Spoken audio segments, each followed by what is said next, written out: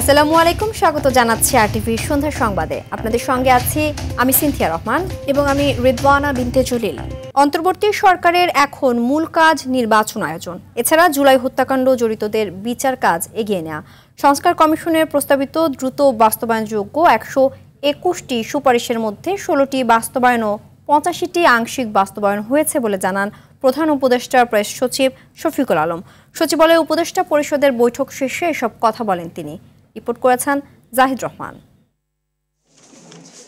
দ্বিতীয়বারের মতো সচিবালয়ে যান প্রধান উপদেষ্টা ডক্টর মোহাম্মদ ইউনূস। অংশ নেন উপদেষ্টা পরিষদের 42তম সভায়। এর আগের বৈঠকগুলোতে নেওয়া 315টি সিদ্ধান্তের মধ্যে 247টি বাস্তবায়নের কথা জানানো হয় সভায়। পরে বৈঠকের সার্বিক বিষয় তুলে ধরেন প্রধান উপদেষ্টার প্রেস সচিব শফিকুল আলম। জানান, সরকারের 1 বছর অতিক্রম করায় নতুন অধ্যায় শুরু হয়েছে, যেখানে প্রধান কাজ অবাধ, নিরপেক্ষ, সুষ্ঠু নির্বাচন করা। ইন্টারিম গভর্নমেন্টের কাউন্সিল অফ অ্যাডভাইজারদের মূল এখন ফোকাস হচ্ছে নির্বাচন। অবশ্যই আমাদের রিফর্ম এবং আমাদের ট্রায়াল, যেটা জুলাই অগাস্টে যে হত্যাকাণ্ড হলো, সেটার ট্রায়ালকে আমাদের একটা বড় দায়িত্ব, এছাড়াও দুইটা বড় দায়িত্ব। কিন্তু মূল কাজটা এখন, মূল ফোকাসটা, দ্বিতীয় অধ্যায়ের মূল ফোকাসটা হলো নির্বাচন। প্রেস সচিব জানান, 11টি সংস্কার কমিশনের প্রস্তাব বাস্তবায়নের অগ্রগতি নিয়ে আলোচনা হয় সভায়। 121টি সুপারিশ, তার মধ্যে 16টি অলরেডি বাস্তবায়ন হয়েছে, 85টি আন্ডার বাস্তবায়ন হচ্ছে, আর আংশিক সুপারিশ 10টি বাস্তবায়ন, আংশিক এটা বাস্তবায়ন হচ্ছে, আর 10টি বাস্তবায়নযোগ্য কিনা সেটা নিয়ে এখনো পরীক্ষা নিরীক্ষা হচ্ছে। জুলাই হত্যাকাণ্ডের জন্য শেখ হাসিনাকে বিচারে মুখোমুখি করতে সরকার কাজ করে যাচ্ছে বলেও জানান প্রেস সচিব। প্রেশার তৈরি হবে যে তাকে যাতে বাংলাদেশে ফিরিয়ে আনা হয়। আমরা আশা করি একদিন না একদিন সে ফিরে আসবেন এবং এই ট্রায়ালের সম্মুখীন হবেন। জাহিদ রহমান, আরটিভি, ঢাকা।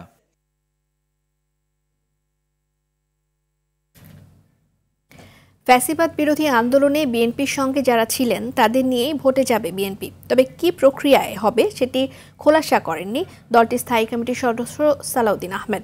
রুহুল কবির রিজভী বলেছেন, এনসিপি নেতাদের কক্সবাজার সফর নিয়ে লুকোচুরি জনমনে সন্দেহের জন্ম দিয়েছে। পৃথক অনুষ্ঠানে এসব কথা বলেন তারা। মাইদুর রহমান রুবেল জানাচ্ছেন বিস্তারিত।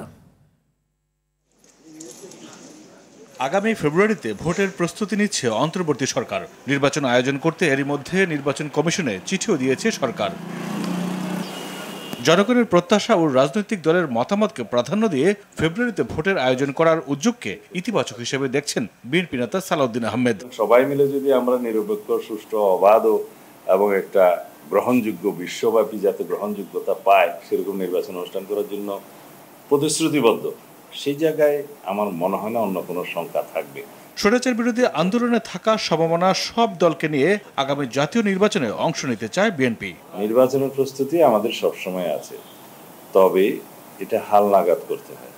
এখন যেহেতু নির্বাচনের সময়সীমা ঘোষিত হয়েছে, আমাদের নির্বাচনী ইশতেহার প্রণয়ন, প্রার্থী সিলেকশন এবং নির্বাচনী অন্যান্য প্রস্তুতি, রাজনৈতিক সাংগঠনিক কার্যক্রম, এতে আমরা জোর দেব। অলরেডি দেয়া হয়েছে। অন্তর্বর্তী সরকারের 1 বছরের কার্যক্রম মূল্যায়ন করতে গিয়ে তিনি বলেন, জনগণের প্রত্যাশার সবটুকু পূরণ করতে পারেনি সরকার। এই সরকারের চরিত্র যেন নিরপেক্ষ চরিত্র হিসেবে মানুষ বুঝতে পারে, সেরকম পদক্ষেপ তিনি নেবেন এবং আমি আশা করি তিনি অতি শীঘ্রই সে ব্যবস্থা নিতে পারেন।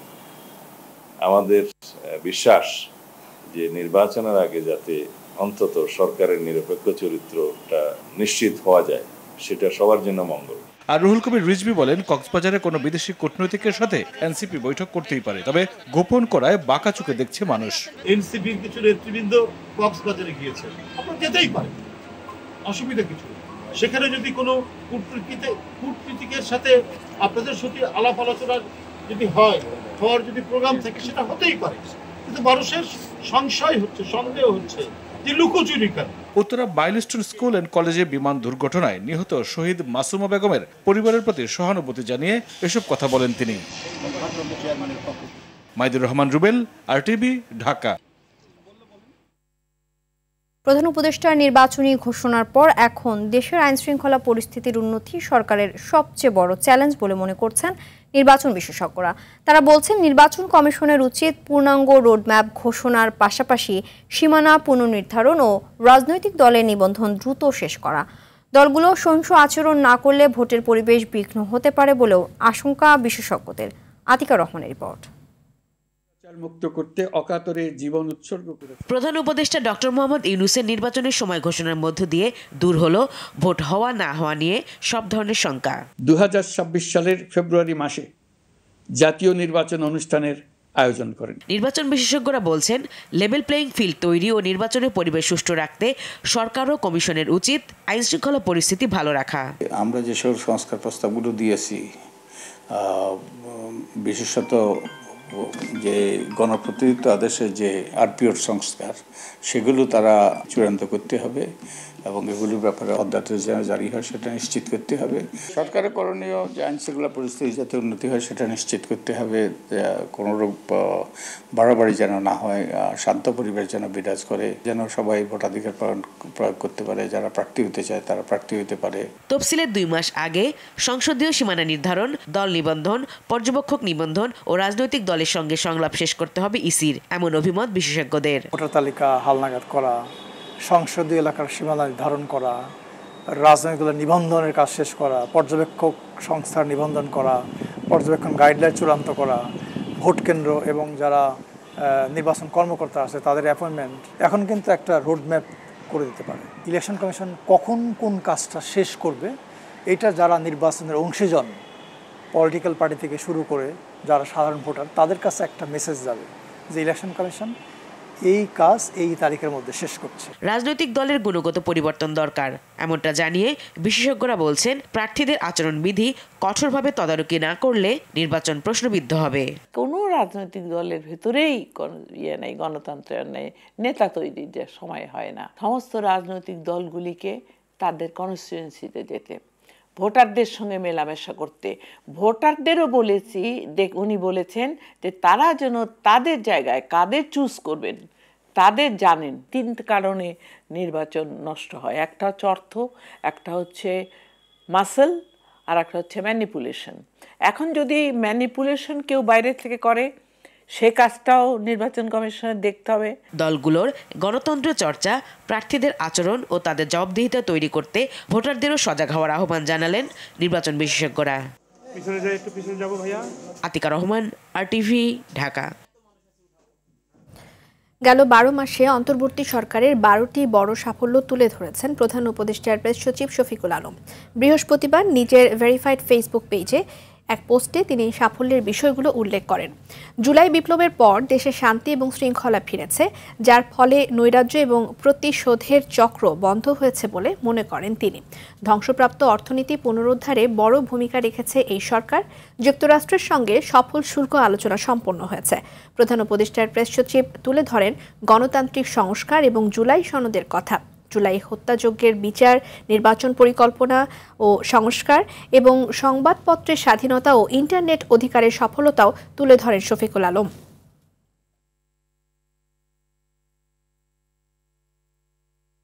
রাজধানীর বসুন্ধরার কেবি কনভেনশন হলে আওয়ামী লীগের গোপন বৈঠকের ঘটনায় ভাটারা থানার সন্ত্রাস বিরোধী আইনের মামলায় গ্রেফতার দেখানো হয়েছে মেজর সাদিকুলের স্ত্রী সুমাইয়া জাফরিনকে। পুলিশ 7 দিনের রিমান্ড চাইলে আদালত 5 দিনের মঞ্জুর করে। দুপুরে ডিএমপির মিডিয়া সেন্টারে এক সংবাদ সম্মেলনে এসব তথ্য জানান ডিসি মিডিয়া তালেবুর রহমান। এ সময় তিনি বলেন, সুমাইয়া জাফরিনকে মিরপুর ডিওএইচএস এলাকা থেকে গ্রেফতার করা হয়। রাষ্ট্রবিরোধী ষড়যন্ত্রের ঘটনায় সুমাইয়ার কী ধরনের ভূমিকা ছিল তা খতিয়ে দেখা হচ্ছে বলেও জানান তিনি। এই ঘটনায় এখনো পর্যন্ত 28 জনকে গ্রেফতার করা হয়েছে।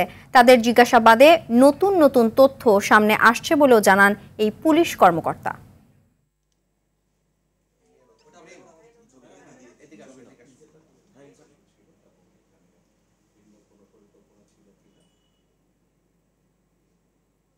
সুমাইয়া জাফরিন নামক এক নারীকে এই ঘটনায় সংশ্লিষ্টতার অভিযোগে হেফাজতে নিয়েছি এবং তাকে ইতিমধ্যে আদালতে প্রেরণ করা হয়েছে। এটা আমরা খতিয়ে দেখছি তার সংশ্লিষ্টতা কি এবং এখানে আর কারা কারা ছিল এবং তাদের উদ্দেশ্যটা বা কি ছিল সেই বিষয়গুলো তদন্তাধীন রয়েছে। জুলাই ছাত্র গণ অভ্যুত্থানে আশুলিয়ার 6 লাশ পোড়ানোর ঘটনায় দায়ের করা মানবতা বিরোধী মামলায় অভিযোগ গঠনের নির্দেশ দিয়েছেন আন্তর্জাতিক অপরাধ ট্রাইব্যুনাল। গঠনের পরবর্তী শুনানি 13 আগস্ট। এদিন শুনানি করবেন মামলার আসামি পক্ষ। বিচারপতি নজরুল ইসলাম চৌধুরীর নেতৃত্বে আন্তর্জাতিক অপরাধ ট্রাইব্যুনাল 2-এ আদেশ দেন। মামলার মোট 16 আসামির মধ্যে 8 জনকে হাজির করা হয় আজ সকালে। রাষ্ট্রপক্ষের শুনানিতে আসামিদের বিরুদ্ধে 2টি গুরুতর মানবিক অপরাধ সংঘটিত করার শুনানি হয়, যার মধ্যে হত্যা এবং লাশ পোড়ানো অন্যতম। চিফ প্রসিকিউটরের স্পেশাল যে পাওয়ার এই আন্তর্জাতিক অপরাধ ট্রাইব্যুনাল রুলসে দেওয়া আছে, সেই অনুযায়ী উনি এই টোটাল 29 জনের ঘটনা ভিন্ন ভিন্ন আকারে ইনভেস্টিগেশন করছেন এবং ভিন্ন ভিন্ন ফর্মাল চার্জ দেওয়ার জন্য উনি আদেশ করেছেন। সে কারণে এটা সিদ্ধান্ত নিয়েছে। পুলিশের সকল সদস্য কিন্তু সকলকে আক্রমণ করেনি, অনেকে নিষ্ক্রিয় থেকেছে। এখন এই যার বিরুদ্ধে আমরা মূল অভিযোগটা এনেছি, ডিআইজি সাহেব সৈয়দ নুরুল ইসলাম, উনি করেছেন কি, যারাই নিষ্ঠুরতা দেখিয়েছেন, যারাই বর্বরতা দেখিয়েছেন, যারাই আন্দোলনের কঠোরতা দেখিয়েছেন, তাদেরকে অর্থ পুরস্কার দিয়েছে আশুলিয়া থানায় এসে। এই বর্ণনাটা আমরা দিয়েছি। এদিকে 2024 সালের ছাত্র গণঅভ্যুত্থানে রাজধানীর রামপুরায় কার্নিশে ঝুলে থাকা ব্যক্তিকে গুলি করার মামলায় ট্রাইব্যুনালে আনুষ্ঠানিক অভিযোগ দাখিল করা হয়েছে। সকালে আন্তর্জাতিক অপরাধ ট্রাইব্যুনালে মানবতাবিরোধী অপরাধের এ মামলার চার্জশিট জমার বিষয়ে সাংবাদিকদের জানান প্রসিকিউটর ফারুক আহমেদ। এ মামলার আসামিরা হলেন সাবেক ডিএমপি কমিশনার হাবিবুর রহমান, খিলগাঁও জোনের সাবেক এডিসি রাশিদুল ইসলাম, রামপুরা থানার সাবেক ওসি মোহাম্মদ মশিউর রহমান, রামপুরা পুলিশ ফাঁড়ির সাবেক এএসআই চঞ্চল চন্দ্র সরকার এবং সাবেক এসআই তারিকুল ইসলাম ভূঁইয়া।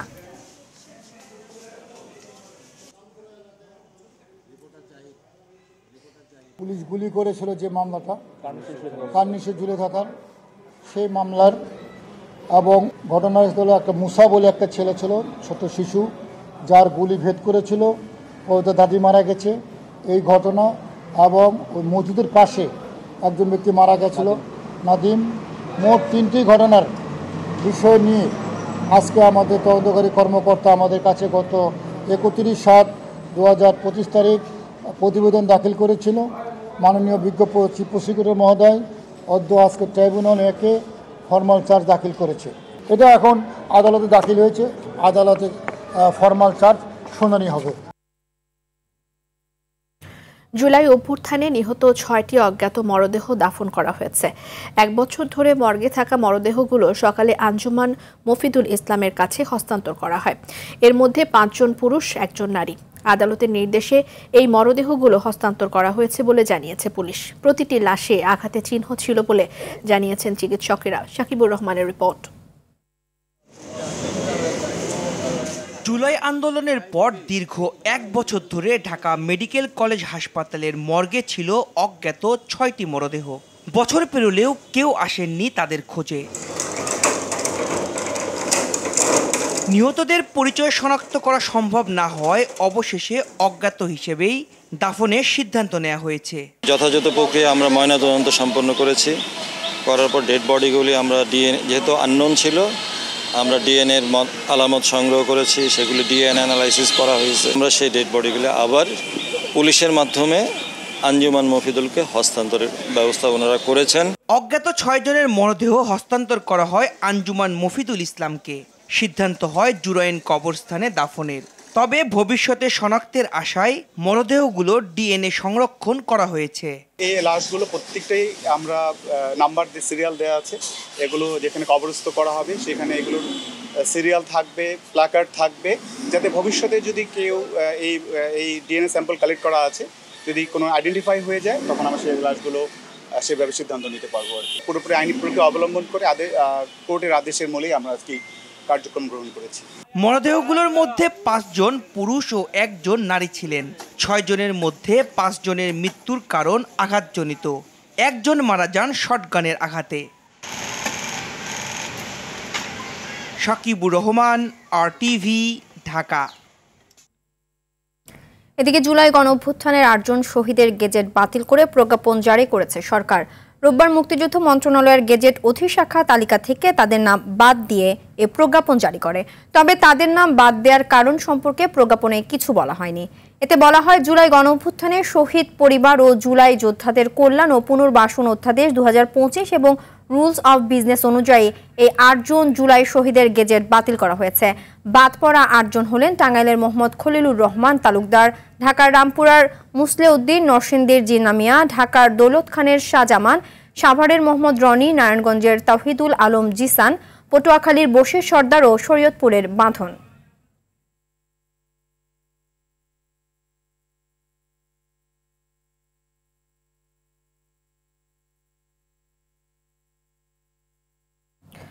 বৈষম্য বিরোধী আন্দোলনে বাচ্চার জন্য দুধ কিনতে বের হয়ে পুলিশের গুলিতে শহীদ হন চুয়াডাঙ্গার প্রকৌশলী শাহরিয়ার শুভ।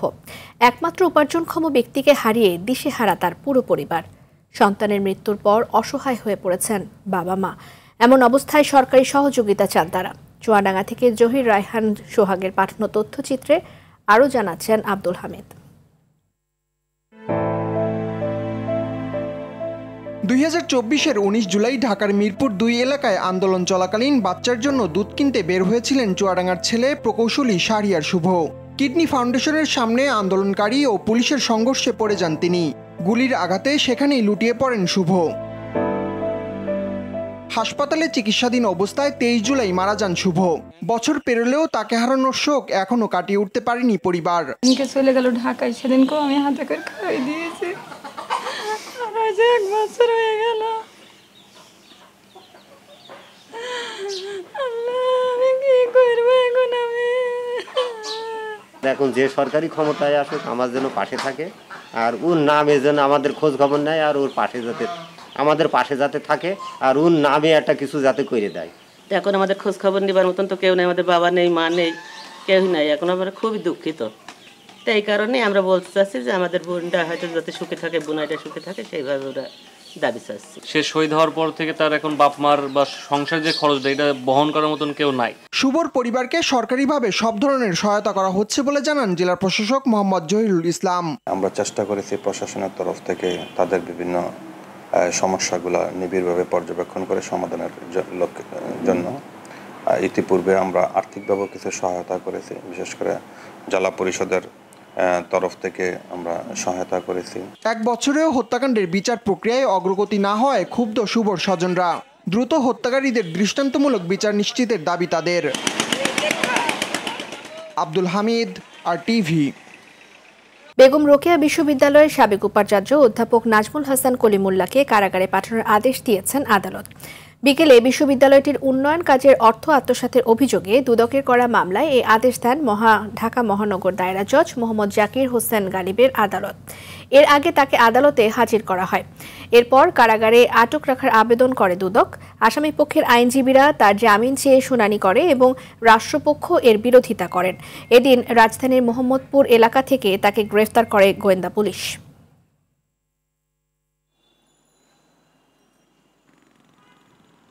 বেগম রোকেয়া বিশ্ববিদ্যালয়ের উন্নয়ন প্রকল্পের বিধি বহির্ভূতভাবে ঠিকাদারকে বিল প্রদান করায় তার বিরুদ্ধে গত 18 জুন দুদক একটি মামলা দায়ের করেছে। কর্মচারীকে মালিক সাজিয়ে নাম সর্বস্ব কাগজি প্রতিষ্ঠানের নামে ইউনাইটেড কমার্শিয়াল ব্যাংকের কাউরান বাজার ও চট্টগ্রামের জুবলি রোড শাখা থেকে মোট 48 কোটি টাকা ঋণ নিয়ে আত্মসাতের অভিযোগে সাবেক ভূমিমন্ত্রী সাইফুজ্জামান চৌধুরী, তার স্ত্রী ও ব্যাংকটির 2 এমডি সহ 47 জনের বিরুদ্ধে ঢাকায় ও চট্টগ্রামে 2টি মামলা করেছে দুর্নীতি দমন কমিশন। দুদক মহাপরিচালক ব্রিফিংয়ে কথা জানান। তিনি আরও বলেন, দুদকের মামলায় বেগম রোকেয়া বিশ্ববিদ্যালয়ের সাবেক উপাচার্য নাজমুল হাসান কলিমুল্লাহকে গ্রেফতার করা হয়েছে। 18 জুন বিশ্ববিদ্যালয়ের উন্নয়ন কাজের 4 কোটি টাকা অর্থ আত্মসাতের অভিযোগে কলিমুল্লাহ সহ 5 জনের বিরুদ্ধে মামলা করে দুদক।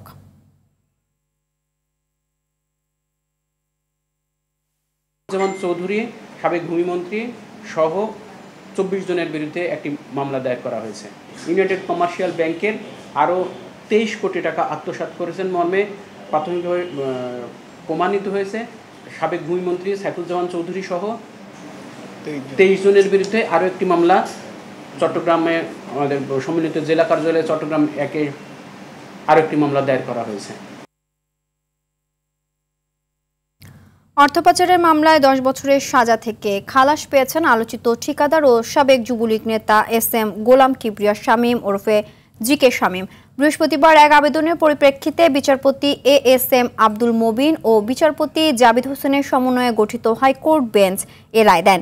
এর আগে 2023 সালের 17 জুলাই অর্থ পাচার আইনের মামলায় আলোচিত ঠিকাদার জি.কে. শামীমের 10 বছরের কারাদণ্ড দেন ঢাকার বিশেষ জজ আদালত 10-এর বিচারক মোহাম্মদ নজরুল ইসলাম। বিদ্যমান ব্যবস্থায় নির্বাচন হলে নতুন ফ্যাসিবাদের জন্ম হবে বলে মন্তব্য করেছেন জামায়াতে ইসলামের সেক্রেটারি জেনারেল মিয়া গোলাম পরওয়ার। বিকেলে জাতীয় প্রেস ক্লাবে বাংলাদেশ আদর্শ শিক্ষক ফেডারেশন আয়োজিত এক আলোচনা সভায় এই মন্তব্য করেছেন তিনি। এ সময় কোনো দলীয় সরকার ক্ষমতায় আসার আগেই জুলাই সনদকে আইনি ভিত্তি দিয়ে নির্বাচন দেওয়ার দাবিও করেন জামায়াতে ইসলামের এই নেতা। হাজার হাজার লক্ষ কোটি মানুষের যে অবদান, যে সংগ্রামের ঐতিহ্য, ইতিহাস, এই চেতনাকে ধারণ করে আমাদের সংবিধানের একটা আইনগত স্বীকৃতি দিয়ে এটাকে আন্দোলনকে দেশের মানুষের কাছে সংবিধানের অংশ হিসেবে প্রিয়াম্বলে অন্তর্ভুক্ত করা হবে। গেল হাসিনা সরকার রাষ্ট্রের প্রতিটি রন্ধ্রে রন্ধ্রে দুর্নীতি করে গেছে জানিয়ে বাণিজ্য উপদেষ্টা শেখ বশির উদ্দিন বললেন, ব্যবসায় সিন্ডিকেট ভেঙে গেছে। বিকেলে টিসিবি ভবন মিলনায়তনে জুলাই গণ অভ্যুত্থানে নিহতদের স্মরণে আয়োজিত অনুষ্ঠানে উপদেষ্টা সামগ্রিক অর্থনীতির সূচক ইতিবাচক বলেও মনে করেন তিনি। রাষ্ট্রের সামগ্রিক কাঠামো সংস্কার করে ভবিষ্যৎ প্রজন্মের জন্য একটি বসবাসযোগ্য বাংলাদেশ গড়ে দিতে অন্তর্বর্তী সরকার কাজ করে যাচ্ছে বলেও মন্তব্য বাণিজ্য উপদেষ্টার। বাণিজ্য ও পাট বস্ত্র মন্ত্রণালয়ের বিভিন্ন বিভাগের ঊর্ধ্বতন কর্মকর্তারাও বিগত আওয়ামী সরকারের নানা অনিয়ম তুলে ধরেন।